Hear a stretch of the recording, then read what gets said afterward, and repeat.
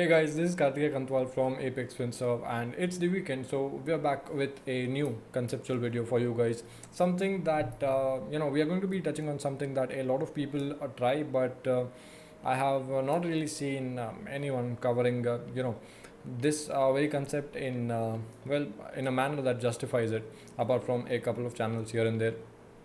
That too, nothing really pertaining to the Indian market specifically. So what we're going to be discussing is the Wyckoff structural analysis. Now this is one of the most powerful price action concepts, or the one of the most efficient and straightforward analytical systems that I have studied in all my time in the markets.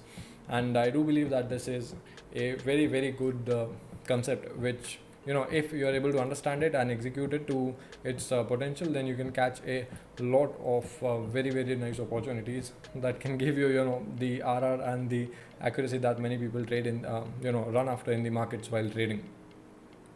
Now this is going to be a video series, because this is not something that I can discuss in one go. I mean, I can, but the video will be too long, and I figured most of you guys would not watch the entire video. So this is going to be a part of I believe it will be 3 or 4 series spread over the coming weekends. So what we're going to be having today is an introduction to the Wyckoff structural analysis method, what it is, what it's built around, and the the core idea that is there in place. We won't be discussing at the chart for today. We'll be looking at a descriptive chart, but not the market charts today, because before you go on to the implementation of the system, you should be aware of what a system is about, what is the rule that goes into play while you are implementing a system. Now many of you might have heard about Wyckoff structural analysis method, and many of you might not have. So before we actually get into the system, you should have a brief background knowledge of who was Mr. Wyckoff and what were his observations. Now this Wyckoff structural analysis method was designed by a man named Richard Wyckoff. In I believe he was a trader in the late 19th century throughout to the very early 20th century, and he is widely considered to be one of the greatest traders of all time. He started trading in his 20s. He went up and opened his own brokerage firm, and as on date, he is considered to be one of the 5 big names in the entire trading history. You have W.T. Gann, you have Elliott, you have Merrill, and Wyckoff, and you have Dow. So these are the 5 big names of trading, and Mr. Wyckoff happens to be one of them. So his credibility is not really coming into question. Now this system, the Wyckoff structural analysis system, is a pure price action system. It is highly effective, subjective, not subjective, but the effectiveness or the efficiency of this method, it purely depends directly on your depth of understanding and your ability to execute it with a certain manner of discipline. Now coming to the system, now Mr. Wyckoff, he observed a couple of things in the market, and he built a system around it. Now this system has 2 basic rules. It's built keeping in mind 2 rules that the market has always respected, and as per Mr. Wyckoff is always going to respect. Now the first one states that the market never behaves in the same manner. Price action is never going to observe perfect recreation, and it is always going to be unique in nature. It doesn't matter whether it is interacting with the in simple terms, same support level multiple times, same resistance multiple times. The candles that are being formed, the price action that is going to be formed at that level is going to be unique for that point of time, and it's never going to observe perfect recreation at any point in the future. That is the first rule. The second rule states that since every price action is unique, so your analysis or your conclusion from that particular price action at that point of time, the candle formation or whatever, is always going to be with respect to a reference point in the past. For example, when we talk about phase analysis, we compare multiple swing legs, we compare swing intensities, swing angles, and these kinds of things, and these are always compared with respect to a previous swing point. So just like that, since every price action formation is unique, the analysis is always subjective and never static or objective in nature.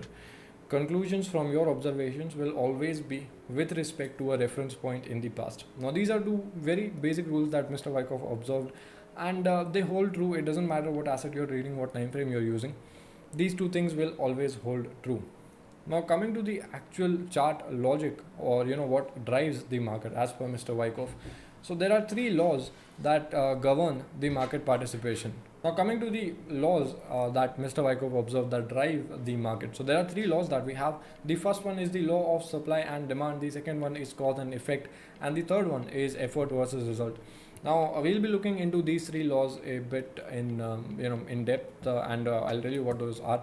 Alright, now I observed there's a typo in the PDF. It is written cause and effort, but it is actually cause and effect. So it's supply and demand, second is cause and effect, third is effort versus result. That's a mistake from my end, I'm sorry for that.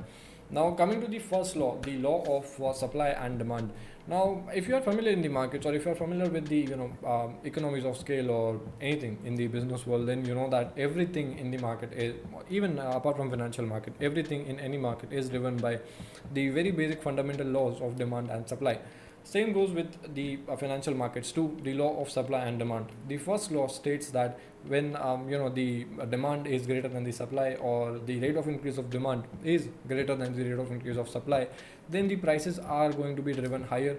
And the exact opposite is going to happen when the the supply overwhelms the demand, as a result of which the prices are going to come down. Now the basic law of supply versus demand is one of the most basic principles driving the financial markets in general. To sum it up, we have three conditions. If the demand is greater than supply, then as I said, you have an uptrend or increase in prices. If the supply is greater than demand, then you have a downtrend or decrease in prices. Now there are also times where you have an equilibrium in place, where demand equal to supply. Now those times are when you observe that the market is being in a range between two highs or two lows, or between support and resistances, when the market is being lowly volatile in nature and no side is being particularly strong, or a stable market basically. That is where demand equals to supply. Now coming to the second law that we have, the law of cause and effect. Now Mr. Wyckoff also said that these changes, or these shifts in equilibrium between demand and supply, these are not random. They are not random in nature. They come after periods of preparation, or might be results of events.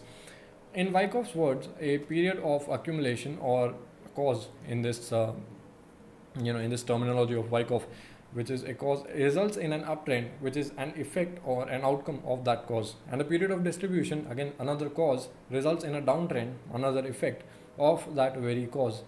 So these are two things, the law of cause and effect, they always come into play.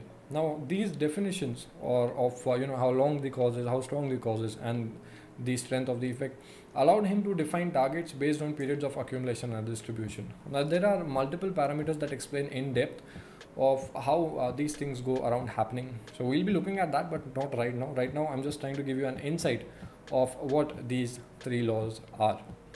Then we come to the third law, which is the law of effort versus result. Now this is a relative comparison.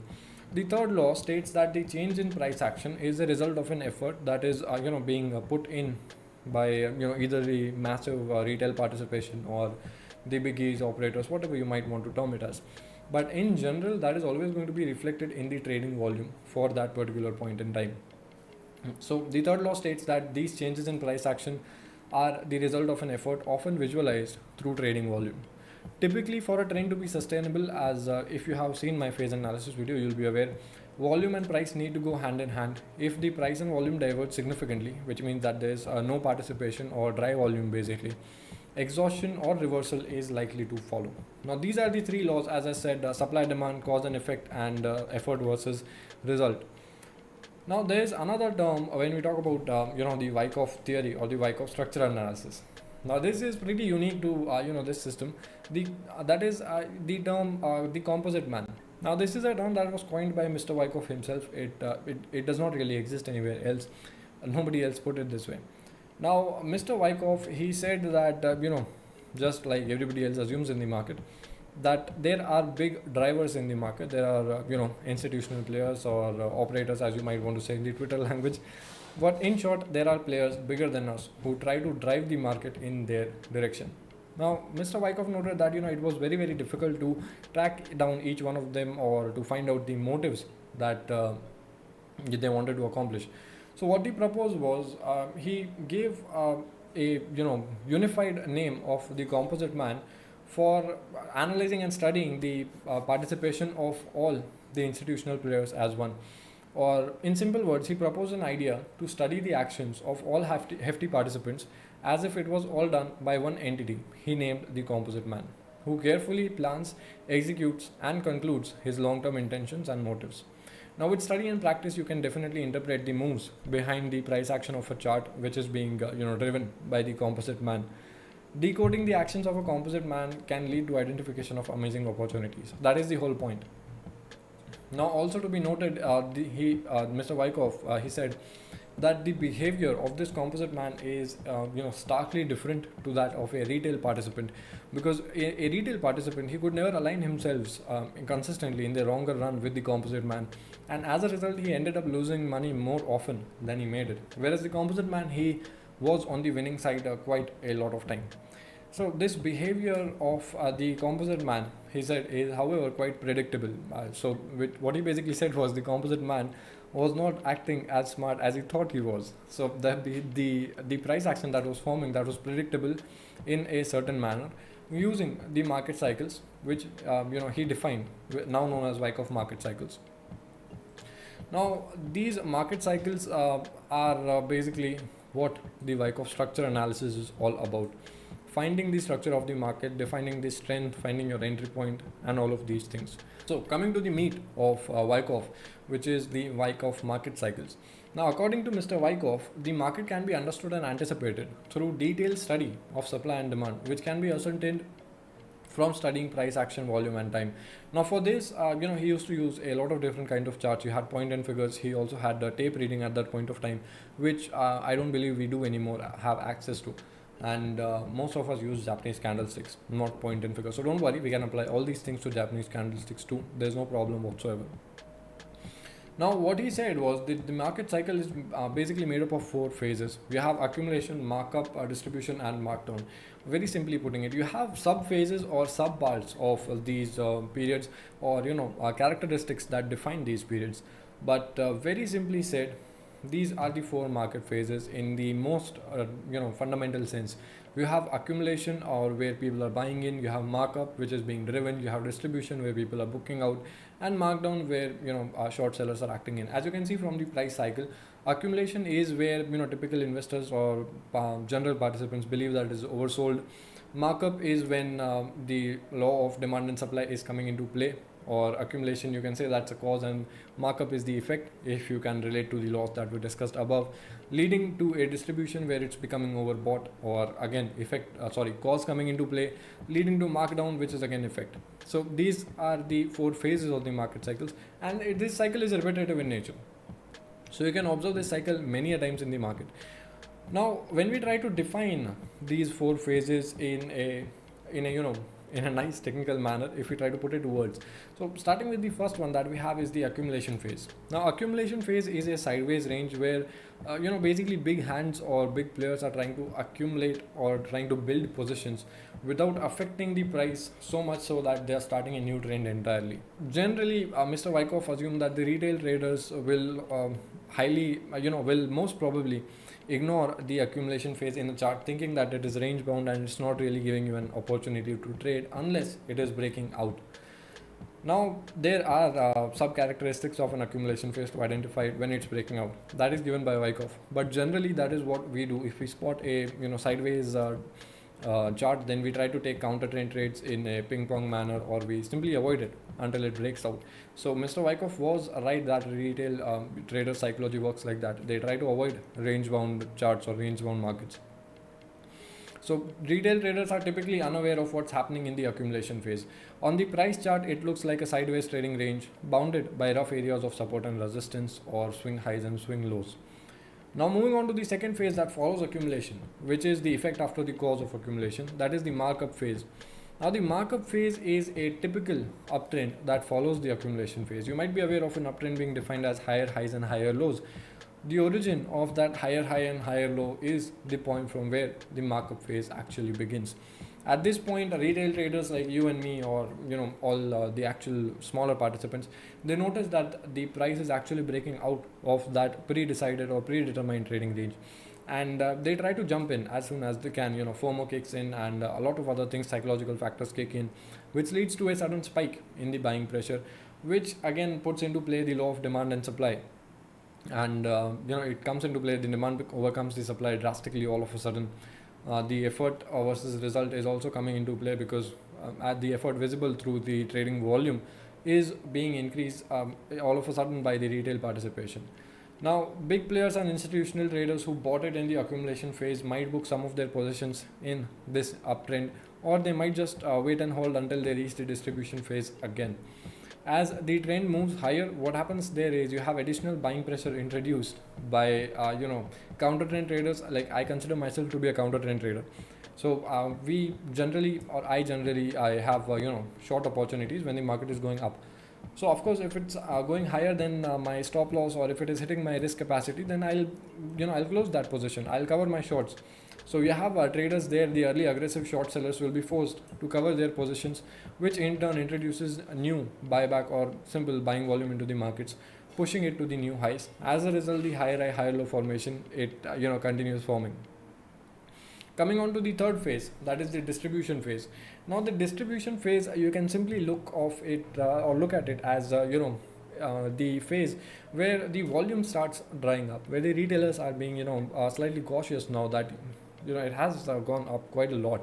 So there doesn't really seem any point, and even at that point, the big players, they start booking their position, so the volume starts drying up. In simple words, it is nothing but another sideways range that takes place in an uptrend. Big players or institutional traders sell rest of their holdings within the range, and they can even take new short positions, whereas the uninformed retailers who are not aware of a new phase that is being formed in the market, they try to still take their long positions at every dip, but they soon realize that they cannot really push the price to new highs by themselves, as a result of which it enters a range because it won't be able to break the previous swing high, so they fail to drive it higher. At that point, if the biggest decided to put it down again, that the time has come for the prices to come down, they can enter a short position, not a but rather a lot of short positions, and the price can break that trading range on the downside, which leads us to the fourth and the last phase, which is the markdown phase. Now, the markdown phase, if you go by the textbook definition, that is a classical downtrend that follows the distribution phase or a lower low lower high formation. This is where the biggies start taking more shorts and push the price down at every dip. Now, that is also where the people who bought it, if you remember distribution phase, I told you guys, uninformed retailers who bought it, they'll hit their stop losses. They'll also have short positions, long positions which are being covered, or long sell, which means they are introducing some amount of instant selling volume in the market, which will force the price to make lower lows and lower high formations. Now, if you look at, if you can see the on my screen, the chart, the Wyckoff logic, this is how it works. The accumulations happen, at the bottom, which is the cause. Then you have the effect markup, where demand supply also comes into play, also driven, as you can see, at the breakout we have high volume sustained, and then again that is once you reach a peak, or if you are familiar with the phase analysis side of things, and you can actually study whether higher low formation is being invalidated or not, then at this swing leg it was invalidated, which is also reflected through the dip in volume. So the effort and result, the effort has diminished. As a result of which the result is going to now go away. So it enters a new range again, and then it breaks it on the downside after a false breakout.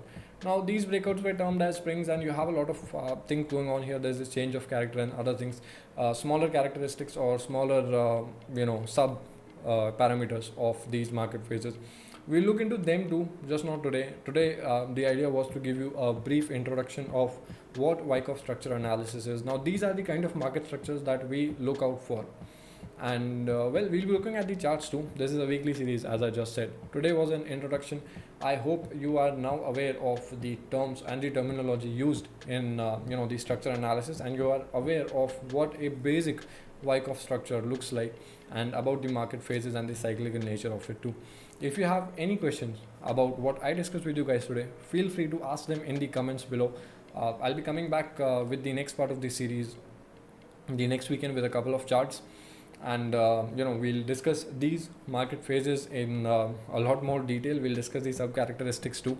So if you have questions, feel free to ask them in the comments below. If you think that this is a nice series, let me know in the comments below. And if you feel that it is a very good series, don't forget to share it with your trading community or your trading friends, because This as a concept I feel is quite unexploited as of now, and you can get a lot of benefits just by even partially implementing or understanding it within your trading system. Now, as usual, guys, don't forget to like, share, subscribe to the channel, comment something nice, share the video. It is a weekend series, so you might as well share it with your friends and your group, as I just said. Don't forget to hit that bell notification icon so that you don't miss the further parts of this series. Thank you so much for watching. I hope you have a wonderful, wonderful weekend with your friends and family. Bye.